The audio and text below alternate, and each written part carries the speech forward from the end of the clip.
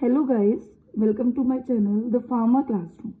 तो जो आज हम टॉपिक डिस्कस करने जा रहे हैं वो आपका pharmaceutical analysis 1 first semester unit 1 का सबसे इम्पॉर्टेंट टॉपिक है, जो ऑलमोस्ट हर ईयर आपके एग्जाम में 10 मार्क्स का या फिर पार्ट्स में 5 मार्क्स का आ जाता है।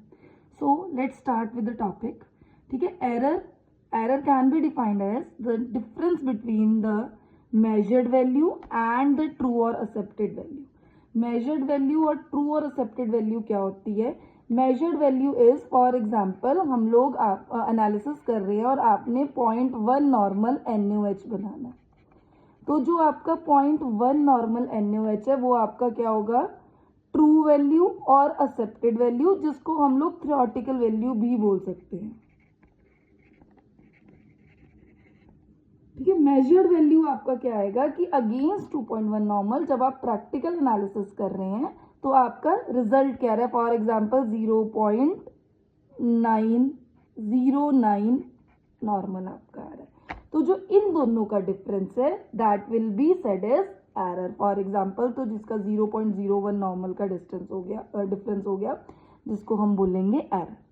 ठीक है, किसी भी एनालिसिस में हम लोग एरर को कंप्लीटली रिमूव नहीं कर सकते। इवन अगर कोई स्पेशलाइज्ड हैंड मींस अगर कोई एनालिस्ट बहुत ज़्यादा एक्सपीरियंस्ड है, ठीक है, और अगर कोई इंस्ट्रूमेंट बहुत ज़्यादा सोफिस्टिकेटेड है, तब भी it is impossible to eliminate the error. तो अगर बात की जाए टाइप्स ऑफ एरर या फिर एरर्स को किस किस तरीके से हम लोग एक्सप्रेस कर सकते हैं, तो एरर आपका दो तरीके से एक्सप्रेस हो सकता है। First are your absolute error. Absolute error जैसे अभी हमने पढ़ा कि आपने 0.1 नॉर्मल का NaOH बनाना था, वो 0.1 नॉर्मल की जगह उसकी एक पर्टिकुलर वैल्यू आई 0.09, तो जो आपका डिफरेंस है 0.09, जो आप डिफरेंस अपना न्यूमेरिकल डिफरेंस कैलकुलेट करोगे वो आप उसको क्या बोलोगे? आप एब्सोल्यूट एरर। ठीक है, अगर एक और एग्जांपल की बात करें तो मैंने 10 mg वेट लेना था किसी टैबलेट का और मैंने गलती से वो 9.8 mg ले लिया, तो आपका 0.2 mg जो भी एब्सोल्यूट एरर होता है उसमें यूनिट हमेशा साथ मेंशन होती है। ऑन द अदर हैंड दूसरा टाइप ऑफ एरर है रिलेटिव एरर।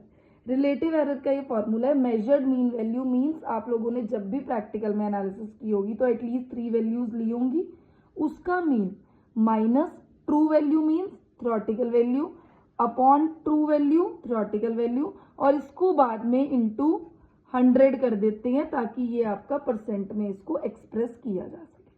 ज़्यादातर जितने भी एरर्स हम लोग एक्सप्रेस करते हैं वो हम लोग परसेंट में करते हैं।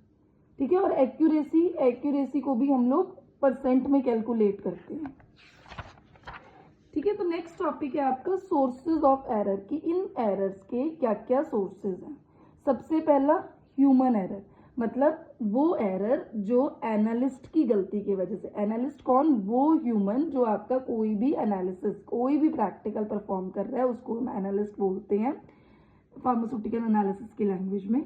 तो वो एनालिस्ट एरर करता है, ठीक है, जो वो एनालिस्ट जो अभी आपका इनएक्सपीरियंस्ड है, जिसके पास एक्सपीरियंस कम है, उसके चांसेस ऑफ एरर ज़्यादा रहते हैं as compared to the analyst जिसके पास एक्सपीरियंस है, जिसके पास स्किल हैंड है। ठीक है, तो वो भी आपका सोर्सेज ऑफ एरर में आता है। नेक्स्ट है आपका instrumental apparatus and glassware. Instrumental apparatus and glassware error तब होता है जब आपके इंस्ट्रूमेंट प्रॉपर कैलिब्रेटेड ना हो, तो क्या होता है? एरर के चांसेस बढ़ जाते हैं। Next is experimental conditions. Experimental conditions वो फॉर एग्जांपल जब आप लोगों ने KMnO4 पोटाशियम पर मैग्नेट की एनालिसिस करी होगी तो आपने उसको 70 डिग्री पे हीट किया होगा। इन केस आप लोग 70 डिग्री पे हीट नहीं करते या किसी वजह से 70 डिग्री टेम्परेचर नहीं रीच हो पाता, तो वो सारे तरह के एरर आपके एक्सपेरिमेंटल कंडीशन के एरर्स में आ जाते हैं, जिसमें टेम्परेचर ह्यूमिडिटी सबसे इंपॉर्टेंट रोल प्ले करता है। नेक्स्ट है कॉन्सिक्वेंट इन द एनालिसिस।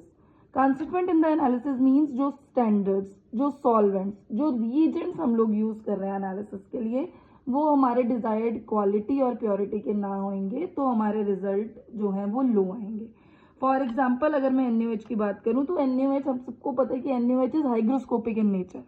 अगर NaOH हाइग्रोस्कोपिक है तो it must be stored in a well closed container, तो अगर आप उसको नहीं करते हैं या गलती से उसको ओपन छोड़ देते हैं तो that will ultimately lead to error in the analysis. Last है प्रोसीजर। जब भी आप टेस्टिंग करें you have to study the procedure at least 2 से 3 बार, ताकि आपका ये प्रोसीजर की वजह से जो एरर आता है वो ना आए। वैलिडेटेड एरर क्या होते हैं? जब हम इंडस्ट्री में काम करते हैं या जब हम कोई भी परफॉर्म करते हैं प्रैक्टिकल, तो उसका जो मेथड होता है वो अलग अलग पैरामीटर्स पे आपके वैलिडेट होता है। चेक होता है कि अगर थोड़ा बहुत टेम्परेचर का चेंज, थोड़ा बहुत ह्यूमिडिटी का चेंज आ रहा है तो भी आपका जो प्रोसीजर है वो सेम रिजल्ट्स दे, उसके रिजल्ट्स चेंज ना हो। Share the channel the pharma classroom, और इसका नेक्स्ट पार्ट जिसमें हम लोग टाइप्स ऑफ एरर और उनको कैसे मिनिमाइज कर सकते हैं वो मैं नेक्स्ट पार्ट में डालूंगी, क्योंकि नहीं तो वीडियो बहुत लंबी हो जाएगी। Thank you everyone, thank you for watching, bye bye.